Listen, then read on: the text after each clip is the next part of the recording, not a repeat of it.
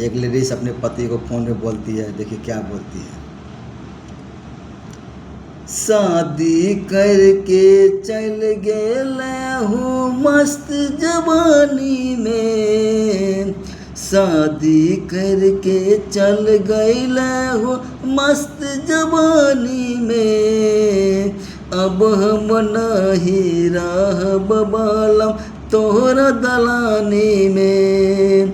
अब हम नहीं रहब बालम तोहरा दलानी में। केते दहेज लेके बनल संगतिया,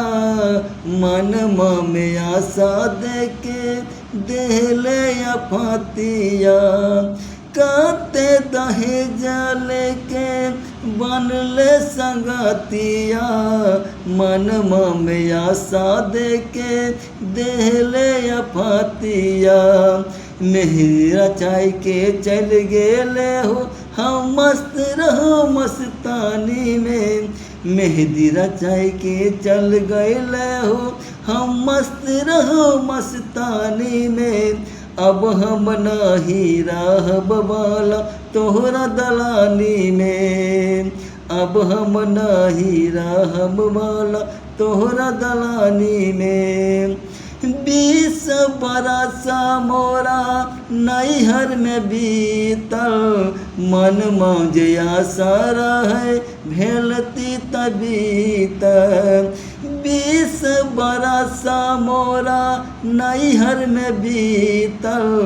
मन मौज आशा रहे भेलती तबीत, सिंगार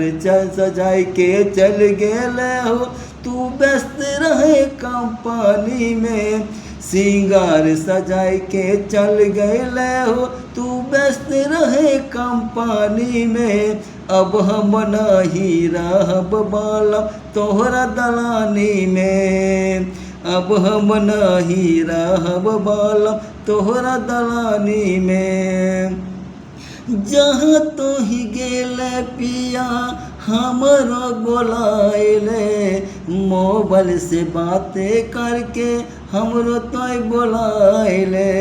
जहाँ तो हो गेले पिया